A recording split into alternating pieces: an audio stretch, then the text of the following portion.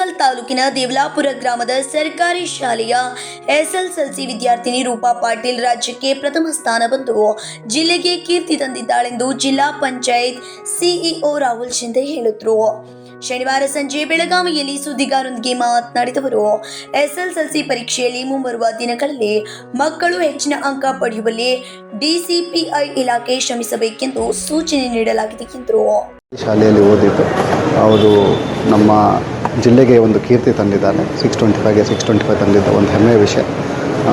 ಅದು ಅವರಿಗೆ ಮತ್ತು ನಮ್ಮ ಸರ್ಕಾರಿ ಶಾಲೆಗೆ ಒಂದು ಪ್ರೇರಣೆ ಆಗಿದೆ. ಸರ್, ಈಗ ಸರ್ಕಾರಿ ಶಾಲೆ ಮಕ್ಕಳು ಕೂಡ ರಾಜ್ಯಕ್ಕೆ ಪ್ರಥಮ ಬರಬಹುದು ಈ ಸಾಬೀತು ಮಾಡಿದ್ದಾರೆ. ಮತ್ತು ಇನ್ನೊಂದೇನೆಂದರೆ ಬೆಳಗಾವಿ ಶಿಕ್ಷಣ ಇಲಾಖೆ ಅಧಿಕಾರಿಗಳು ಕೈಗೊಂಡಂಥ ಕಾರ್ಯಕ್ರಮಗಳು ಅದು ಬಹಳ ಸಹಕಾರಿಯಾಗಿದ್ದಾವೆ. ಅದರ ಬಗ್ಗೆ ಹೇಳ್ತಾರೆ. ಇಲ್ಲ, ಅವರು ಹೇಳ್ತಾ ಇದ್ದರು ನಮ್ಮ ಟ್ಯಾಲೆಂಟ್ ಸರ್ಚ್ ಎಕ್ಸಾಮಿನೇಷನ್ಸ್ ಎಲ್ಲವೂ ಅವರಿಗೆ ಪ್ರೇರಣೆ ಆಗಿತ್ತು ಅಂತ.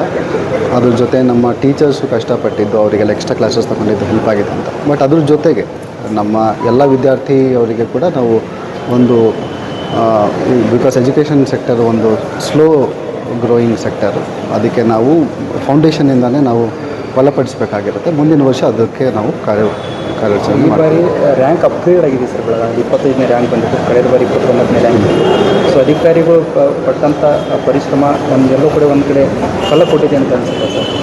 ಓಕೆ, 5 ರ್ಯಾಂಕ್ಸ್ ಜಂಪ್ ಆಗಿದೆ. ಬಟ್ ನಿರೀಕ್ಷೆ ಇನ್ನೂ ಜಾಸ್ತಿ ಇದೆ, ಗುರಿ ಇನ್ನೂ ಜಾಸ್ತಿ ಇದೆ.